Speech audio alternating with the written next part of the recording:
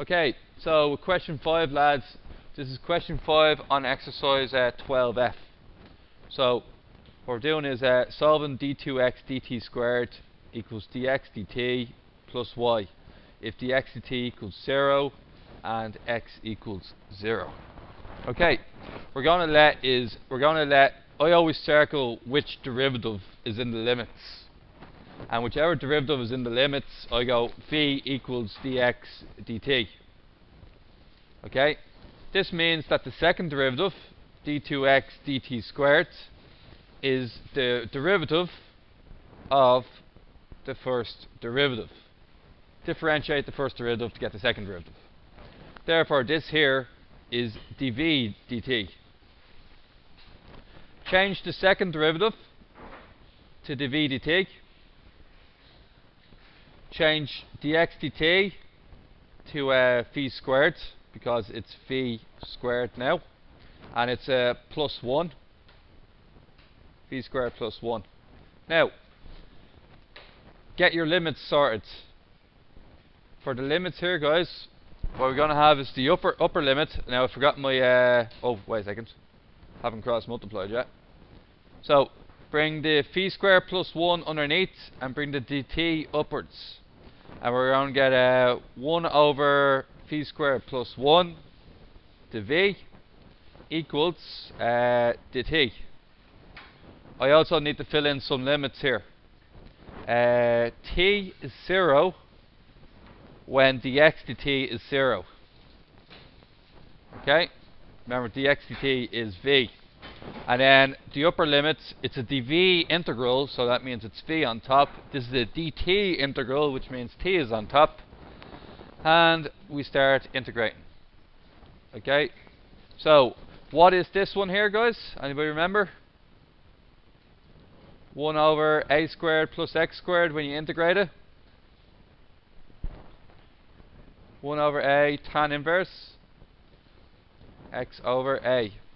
So what we're going to get is 1 over 1, which is, because it's 1 squared basically, a equals 1.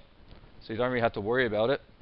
So it's going to be tan inverse phi over 1. And once again, the 1 on the bottom doesn't really matter. Close. Equals, integrate 1 dt, and we get just t from t to 0. Okay? And what happens next, guys? Tan inverse v equals t, because it'll be tan inverse 0 is the second one, isn't it? And t equals 0 is the second one here as well. Now, bring the tan over the other side, and what happens? V equals tan t. Now, bring the t over the other side, you get phi equals tan t.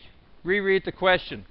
The whole point of this question is, if it's a dx dt question, the whole point is your answer isn't complete until you get x on one side of the equation with some variation of a t equation on the other side. Are we at that stage? No, we have phi equals tan t. That's not even close. So what we do next is we go up with our phi equals tan t, and phi equals tan t. Phi is dx dt. Therefore, dx dt equals tan t. Is everybody happy with that? Dx dt equals tan t. Now, therefore, dx equals tan t dt. Brought the dt upwards. Integrate both sides. What do we have now, guys? Huh? Limits. T is 0 when x is 0. This is an x. That's a t. That's a 1. Now, have any of you guys ever integrated tan before in your life? No, it's the first time for me as well. So here's what's going to happen. You go to your tables and go, if this does happen, very unlikely that it will happen, you go to your tables and go, okay, never been here before, I'm going to look it up. In your tables it says, when you get tan x and you integrate it, this is on the bottom of page 26, page 26, left hand side column at the very bottom. Okay, you'll see that tan x equals ln secant x. Okay, I don't particularly understand this, but I'm going to try the same rule. So I'm going to say ln, it's the same as the integral of ln brackets secant x. Alright, and it's not secant x because it's a t. Yes? A very good suggestion was that to change tan t into sin t over cos t. In order to do that, you'd be integrating a quotient, which doesn't exist in our course, okay? And you can't, if you brought it up and said sin t, and then you said cos t inverse minus 1, you're then trying to integrate a product and a chain. We don't do them either, okay? So both of them are blocked, and you can't even think about cross multiplying it, because dx dt equals sin t over cos t. If you cross multiply, you have cos t dx.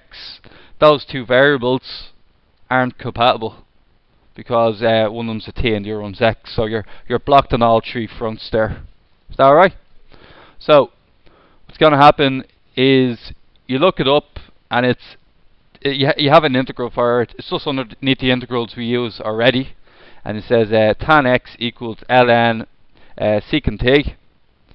You close that, and that goes from t to 0, and then this side here is going to be what, guys? It's going to be x integral x0. Integrate the left hand side, you get x. Quick question, what is secant? 1 over cos t, which in turn is what? Sorry? I'm going for cos t to the minus 1. You'll see in a second. Okay? So, this is going to be ln cos t to the power minus 1 from t to 0. What's the power rule? The power rule of logs. An example would be log to base e10 squared. What can I do with the 2? Bring it to the front. I'm going to suggest we bring that minus 1 to the front. So that's the way he does it anyway. Minus 1 ln cos t. Alright. Next we're going to do is these two lines here. What do they mean? Just take the positive value. It's a log anyway. You have to take the positive value. Okay? So it doesn't really matter about those signs or not. So we're going to have minus ln cos t, and then we're going to have minus ln cos 0. What is cos 0 again? Cos 0 is 1. What's ln 1? 0. So it doesn't matter. And then finally, we're going to have x equals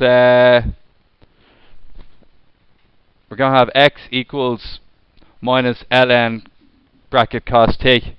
Some people have decided to re-express that in the solutions. He decided to re-express it as this. I've no idea why. I think any of those three are acceptable, to be honest. Okay, there you go.